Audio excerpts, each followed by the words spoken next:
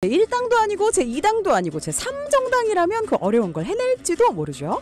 판을 바꾸는 예술정치, 정치 트리오. 네, 굿모닝 OBS 생방송으로 함께하고 있습니다. 지금 듣고 계신 코너는 목요일 3, 4부 진행되는 새로운 코너 정치 트리오 함께하고 있습니다. 패널분들 소개 다시 한번 해주시죠. 네, 저희 지금 양소영 조국혁신당의 부의장님 나오셨고요. 그리고 개혁신당의 구영모 부원장님, 그리고 정치바로 세우기 신인규 대표님 나오셨습니다. 네, 라디오 주파수와 함께 너튜브로도 함께 하실 수 있습니다. OBS 라디오 검색하시고 들어오시면 됩니다. 우리 청취자분들 아마 기존의 어떤 그 패널들과는 다른 포맷이어서 좀 신선함도 느끼셨을 것 같은데 뭐 들으신 소감들 속속 올려주시면 네. 중간중간에도 소개해드리도록 하겠습니다. 그럼 본격적으로 또 이제 4부 들어가서 얘기를 한번 더 해보죠. 아까 얘기 좀 더 이어가면 지금 국감이 한창 진행 중이지 않습니까? 근데 워낙에 김건희 여사 이슈가 좀 많다 보니까 일각에서는 뭐 너무 이제 김건희 이슈로 너무 덮이는 게 아니냐. 국감을 위해서 많은 국회 보좌관들이 열심히 일하고 국회의원들도 많이 일하는데 그런 것들이 다 덮이는 게 좀 문제가 있다라는 주장도 있어요. 여기에 대해서 저희 양소영 부의장님 어떻게 생각하십니까? 네, 현재 상황이 그 국감에서 김건희 이슈로 덮일 수밖에 없는 상황입니다. 그 여사 관련된 제보도 굉장히 많고요. 그리고 상임위 안건들 중에서 많은 부분이 김건희 여사와 관련된 부분들이 많습니다. 그리고 이런 식으로 모든 부분에서 이제 김건희 여사가 문제가 되고 있는데 이 부분을 국감에서 제대로 밝히지 않는다면 또 바로잡지 않는다면 국가가 제대로 운영되지 않겠죠. 저는 그래서 이번 국감이 김건희 국감으로 갈 수밖에 없는 상황이라고 생각합니다. 근데 우리 먹고 사는 문제도 참 힘들고, 그쵸. 근데 계속 이런 정치 공방, 계속 고성이나 보이고 이런 것들이 과연 맞을까 좀 걱정이 돼요. 먼저 구영모 부원장님. 뭐 저는 이 국감 진행 방식부터 좀 바꿨으면 좋겠다는 생각이 드는 게요. 그러니까 뭐 제가 그 첫째 날인가요? 가방에 이제 그 이준석 의원 그 봤는데 네. 아침 10시부터 이제 자정 12시까지 했거든요. 예. 근데 질의를 딱 3번밖에 안 합니다. 예. 그러니까 실질적으로 국회의원으로서 국정감사를 하면서 한 30분에서 40분 정도밖에 발언을 안 해요. 예. 그러니까 너무 많은 그렇죠. 위원회 위원들이 한 번씩 돌아가는 텀이 3번이다. 그러니까요. 예. 그 30분을 위해서 한다는 것 자체 너무 좀 불합리적인 것 같고 예. 저는 좀 약간 소위를 통해서 국감 자체가 소수만 이렇게 예를 들어서 이제 각 상임위원회 배정이 돼가지고 그 20명이 다 있는 게 아니라 좀 나눠서 했으면 좋겠다. 그런 그렇게 되면은 아마 안 썰 겁니다. 저도 이제 지방회를 경험했겠지만 예. 보통 상임위에 5명, 6명 정도 있거든요. 사실 그러면 안 쌉니다. 그러니까 질문자가 너무 많다, 좀 나누자 나를 이런 말씀이신 거죠? 그런 좀 제도적인 것도 좀 필요하다. 나중에 국회 들어와서 꼭 바꾸십시오. 예. 신규 대표님, 지금 국감에서 이런 이슈, 그 김건희 이슈로 덮이는 거 어떻게 보세요? 기승전 김건희 예. 여사. 그러니까 저는 이제 지금 국민들의 삶이 지금 너무 어렵기 때문에 이게 정말 너무 안타까운 우리의 단면을 보여주고 있는 거거든요. 근데 거기에 대해서 사실 의원들 중에 일부가 막 소리 지르고 이런 건 저도 좀 보기가 너무 민망해서 예. 그러지는 않았으면 좋겠다. 근데 이건 행태의 문제고 사실 저는 국정감사에서 당연히 김건희 국감이 될 수밖에 없다고 생각합니다. 뭐 일각에서는 뭐 이재명 국감하자 그러는데 지금 이재명 대표가 대통령이 아니거든요. 그러니까 지금의 윤석열 대통령 그리고 윤석열 대통령의 지금 권력에 대해서 농단을 하고 있다라는 국민적 여론을 반영해서 다 캐내야 되는 겁니다. 그래서 저는 지금 국정감사에서 사실 국민들이 국회 외에는 지금 기댈 데가 없거든요. 뭐 언론도 지금 뭐 다 잘 안 움직이고 뭐 검찰도 안 움직이고 하면 국정감사장에서 제보하고 의원들의 면책특권이든 뭐든 해서 진실을 밝힐 수밖에 없는 겁니다. 그래서 저는 이걸 가지고 약간 양비론식으로 뭐 싸움만 한다 이렇게 보는 것은 좀 잘못된 시각 아닌가. 저는 국회가 지금은 국민이 위임한 권한을 최대로 활용을 해서 전 윤석열 정권의 잘못된 방향성에 대해서는 낱낱이 전 다 지적을 해내야 된다. 전 그렇게 생각합니다. 네, 국정감사의 의미에 대해서 다시 한번 얘기해 주셨습니다. 네, 다음은 두 번째 주제로 넘어가 보겠습니다. 문다혜 씨 음주운전 논란 요즘에 연이어서 지금 며칠째죠. 계속해서 지금 터지고 있는데 일단 이 음주운전 논란의 핵심 사실 뭐 잘못됐다는 건 여야를 막론하고 다 인정을 하셨습니다. 논란의 핵심이 뭔지 우리 구영모 원장님. 네, 저는 뭐 한마디로 문적문이다. 문제네 적은 문재인이다. 예전에 그 이제 조적조라는 용어 나왔었잖아요. 최근에 본인의 이제 과거 발언이 그 조국 대표님께서 최근에 이제 OTT 코미디 프로그램에 나와가지고 그 사회자가 물었거든요. 그 당시에 거를 이제 본인의 모습을 보면서 반성하는 모습을 좀 보였습니다. 그래서 사실 이제 문재인 대통령께서 전에 음주운전은 사고는 실수가 아니라 살인행위다 이렇게까지 강하게 이제 이야기를 하셨단 말이에요. 예. 근데 지금 상황에서 이제 어떻게 보면은 따님이 이런 것들이 어떻게 굉장히 좀 비슷하지 않습니까? 예. 그래서 좀 국민들께 이렇게 본인이 좀 사과를 하고 예. 이렇게 좀 하는 모습을 좀 보여야 된다. 저는 그렇게 좀 보고 있습니다. 예. 아니 신인규 대표님, 근데 지금 뭐 언론 행태를 보면 그 어떤 사적 일탈인 것만큼 맞잖아요. 이거 문다혜 씨가 문 전 대통령 딸이긴 해도 그런데 어떤 CCTV에 일거수일투족이 다 이렇게 보도가 되고 이런 것들이 좀 망신주기다 이런 일각의 주장도 있습니다. 어떻게 보세요? 그러니까 저는 문다혜 씨가 지금 일단 수사를 받고 있는 상황 아니겠습니까? 예. 물론 저는 그 수사에 대해서 정당성 여부는 논쟁이 필요하다라는 입장인데 예. 국민들 보시기에는 수사를 받고 있는 대통령의 따님이 그것도 음주운전을 해가지고 도로 위에 살인행위라고 하는 행동을 하면 이거 어떻게 받아들일 수 있겠습니까? 오히려 검찰 수사에 대해서 잘못됐다라고 비판하던 여론도 힘을 잃는 거거든요. 그러니까 정치적으로는 그렇습니다. 그렇기 때문에 저는 문다혜 씨에 대해서 일거수일투족이 CCTV에 다 나오는 거는 굉장히 불편합니다만은 저는 지금 필요한 것은 전 문재인 대통령이 사과를 해야 된다고 봅니다. 그러니까 뭐 문다혜 씨 당연히 음주운전에 대해서는 엄벌에 처해야 될 것이고 예. 또 변론으로 문재인 대통령 사이에 관련된 지금 그 뇌물 수사에 대해서는 따져올 부분은 여전히 남아 있는 거거든요. 전 네. 이걸 좀 분리해서 볼 필요가 있고 예. 그래서 저는 정치적 책임이라는 것, 대한민국의 대통령을 지냈고 지금도 대통령 예우에 관한 법률에 따라서 국민의 세금으로 예우 받고 계신 분이거든요. 그 대한민국에서 얼마나 소중한 자산입니까? 전직 대통령인데. 근데 그런 권리는 다 누리면서 본인과 관련된 그것도 직계가족, 딸과 관련된 이런 불미스러운 일이 나왔는데 국민 앞에 입장을 안 밝힌다? 전 이거 전직 대통령이 도리가 아니라고 보고요. 뭐 다 큰 성인이고 해서 자기 맘대로 안 될지언정 예. 전 대통령으로서 국민들의 마음을 풀어드릴 저는 대통령의 책임이 있다. 예. 전 사과하셔야 된다고 봅니다. 변호사시니까 요거 질문 하나만 더 할게요. 이게 요즘 그 검찰 조사에서 문제가 되는데 경제적 공동체 얘기 나오잖아요. 문다혜 씨가 이미 우린 아니다 얘기했지만 근데 이 차 같은 경우에 이게 법적으로 경제적 공동체 근거가 될 수 있나요? 그러니까 저는 그 경제적 공동체라는 게 어디서부터 나왔는지를 먼저 말씀드려야 되는데 박근혜 예. 최순실 특검 때 나온 이론이에요. 그쵸. 예, 예. 그러니까 그때도 경제적 공동체로 했기 때문에 뇌물로 공직자들이 다 빨려 들어가는 거의 블랙홀 같은 이런 법리를 만들어서 그때도 굉장한 비판이 좀 있었었거든요. 근데 그 법리로 대한민국의 수준을 올려놨습니다. 그러면 지금 윤석열 대통령이 해야 될 일은 윤석열, 김건희 이 두 부부에 대해서 그 경제적 공동체 이론을 적용을 해야 되는 거예요. 만약에 그걸 적용하기 싫으면 과거의 본인의 잘못을 사죄해야죠. 근데 지금 둘 중에 다 안 이루어지고 있기 때문에 전 지금 말씀하신 그 차량에 대한 부분 그걸 뭐 어떻게 경제적 공동체의 관계로 볼 수 있겠습니까? 다 독립생계로 성인이 다 월급 받고 서로 각자 생활하면 예. 독립생계로 보는 게 법적으로는 맞고요. 다만 최순실 박근혜 때 수사했던 그 법리 그게 박근혜 때만 원포인트로 쓰이고 지금은 또 사장되고 있거든요. 이건 법이 맞지 않는다. 예. 좀 뭔가 정리가 필요한 시점이다라는 생각이 듭니다. 다 적용해야 한다. 예, 알겠습니다. 양승 부의장님, 아까 지금 신 대표님이 말씀하신 거, 그러니까 문재인 대통령이 좀 사과가 필요하다. 도의적인 차원에서라도 어떻게 보십니까? 네, 저는 사실 문 대통령이 지금 현재 현직 아니시잖아요. 그리고 이제 40이 넘은 딸의 개인적인 일까지 이제 사과를 해야 되느냐 그 부분에 있어서는 좀 의문입니다. 하지만 전직 대통령이시고 이제 공인이시기 때문에 적절한 시점에 유감 표명 정도는 하시지 않을까라는 생각은 합니다. 네. 관련해서 예. 조국 대표도 언급을 했죠. 네, 예. 그래서 저희 대표님도 동일한 취지로 그렇게 말씀하신 거라 알고 있습니다. 네.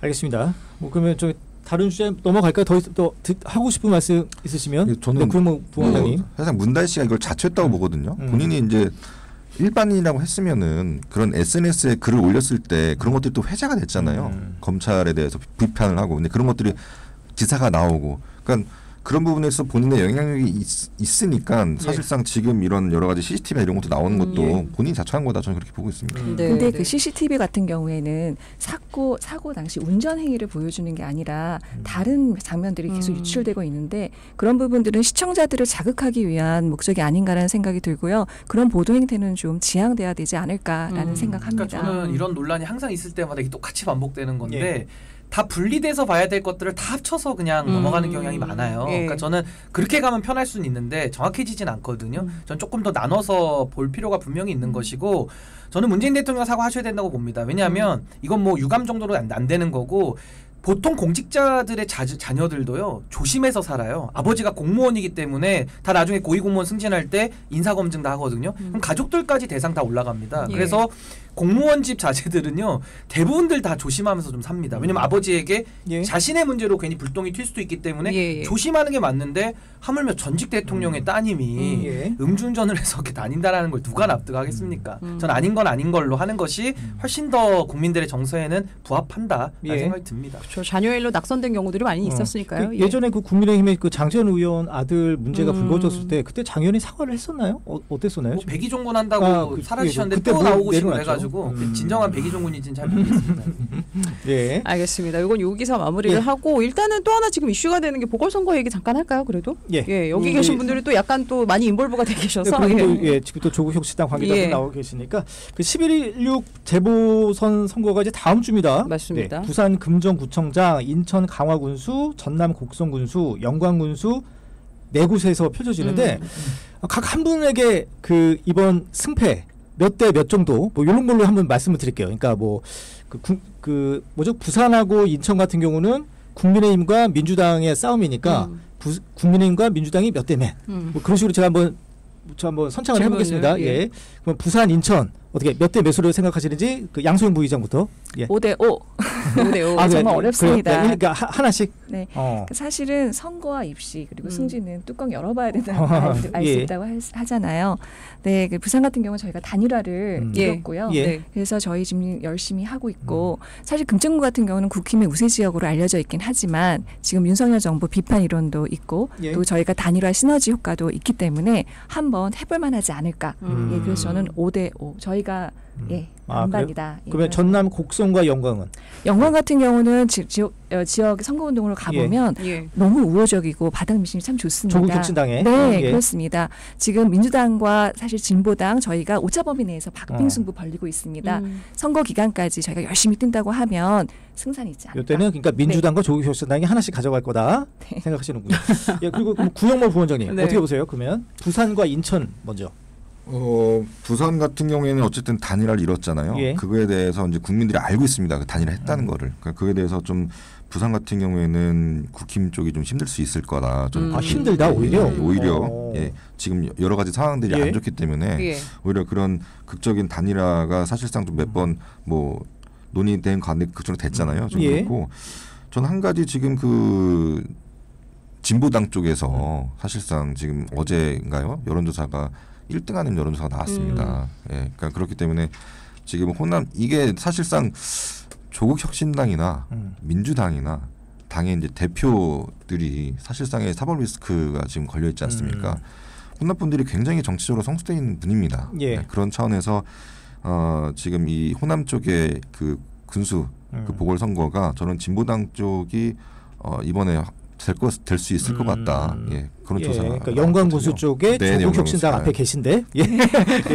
아마 보셨을 겁니다. 그 여론조사. 네. 참고로 리얼미터에서 조사한 여론조사입니다. 참고로 말씀을 드립니다. 아니 근데 부산 금정 같은 경우는 그 동네 자체가 좀 그 뭐 서울로 따지면은 강남 지역이다 뭐 이런 얘기도 있어서 그래도 국민의힘 쪽이 아니냐 이런 얘기도 있던데 그 신은규 대표님은 어떻게 예상하세요? 부산과 인천 먼저 얘기해 주시고. 그러니까 이제 사실 선거에 대해서 예측은 할 수 있는데 사실 이게 이번에 재보궐이기 때문에 좀 변수가 너무 많습니다. 그러니까 투표를 누가 하느냐도 참 예측이 어려워서 근데 그걸 감안하고 말씀을 드린다면 저는 지난 총선의 민심의 지금 연장선에 있다고 보거든요. 그러니까 총선의 민심으로 지금 평가하는 것도 아니고요. 그때 이후로 윤석열 정권이 너무 못했습니다. 그것도 있고 한동훈 대표 들어와서도 기대감이 너무 떨어지고 있어서 이거 이제 하락 동조화 현상. 그래서 대통령과 여당 대표의 지지율이 동시에 하락되고 있거든요. 물론 뭐 민주당이 잘한 게 있어서는 아니고요. 그 반사이익을 지금 받고 있는 구조기는 한데 어찌됐든 선거는 상대평가니까 낸 후보 중에서 선택을 하는 거 아니겠습니까? 그걸 감안한다면은 저는 부산에서는 야권이 그러니까 민주당으로 지금 단일화된 상황에서 좀 아슬아슬하게라도 좀 승리를 할 걸로 예상을 하고요.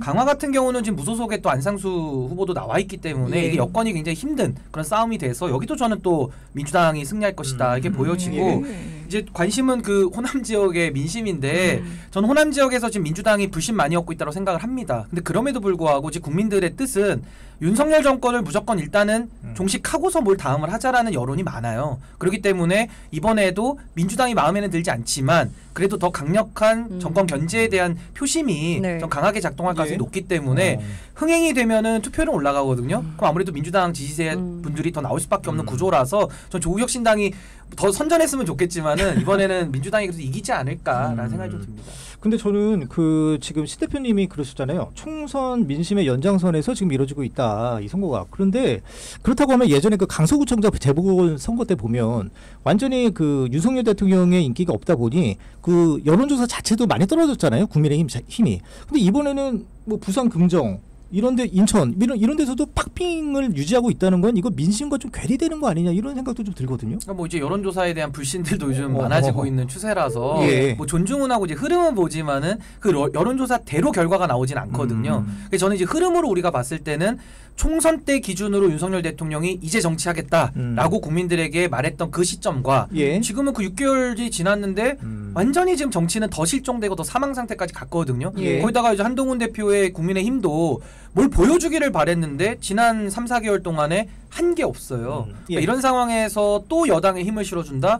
글쎄요. 전 중도에 있는 분들이나 또 보수를 지지했던 분들도 마음이 많이 흔들릴 것 같거든요. 그리고 아직 뭐 김건희 여사 관련돼서 해결된 게 하나도 없습니다. 오히려 의혹만 더 나오고 있거든요. 그러니까 이런 상황을 감안해서 보면 이거 여건이 매우 힘든 선거가 될 것이다 라는 생각이 일단 현재로서는 듭니다. 예, 예. 알겠습니다. 그럼 여기서 마지막 질문 이제 하나 드리겠습니다. 네. 사실 역대 재보선 선거 중에 가장 지금 주목을 많이 받고 있는데 이 결과 이후에 각 정당에 미치는 영향 한마디씩 좀 여쭤보겠습니다. 일단 조국혁신당 많이 기대하고 계시니까. 네, 이번 재보궐은 선거는 기초단체장 4명을 뽑는 선거입니다. 사실 거대 정당으로서는 큰 의미가 없는 선거라고 볼 수 있습니다. 하지만 저희 지역구가 없는 저희 조국혁신당으로서는 매우 의미 있는 선거입니다. 예.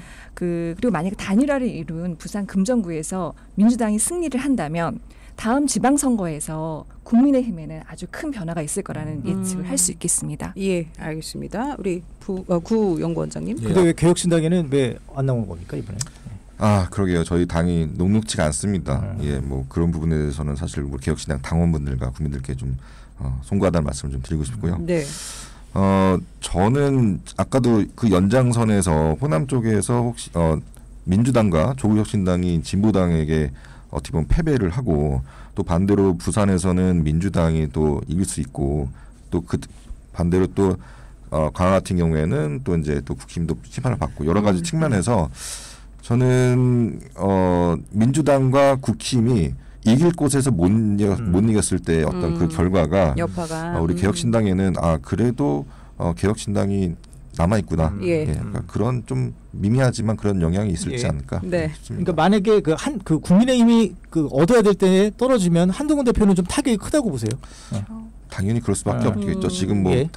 매 눈으로 보고 있지 않습니까? 어떻게 하면 한동훈 대표에 대해서 안 좋은 거를 갖다 예. 계속 얘기할지 그런 예. 부분에 대해서 계속 있기 때문에 네. 여러 측면에서 뭐 하여튼 양당의 입장에서는 굉장히 좀 중요한 선거가 될 거다. 예. 신은규 대표님. 근데 이재명 민주당 대표 입장에서는 뭐 별 문제 없을 것 같기도 합니다. 근데 이제 정치는 책임이고 책임은 이제 선거를 통해서 우리가 묻는 거거든요. 아무리 재보궐선거 작은 규모의 선거라고 하더라도 국민의 민심이 그대로 드러난 선거기 때문에 이번 결과가 상당히 각 당에 미치는 영향은 좀 클 거라고 생각이 듭니다.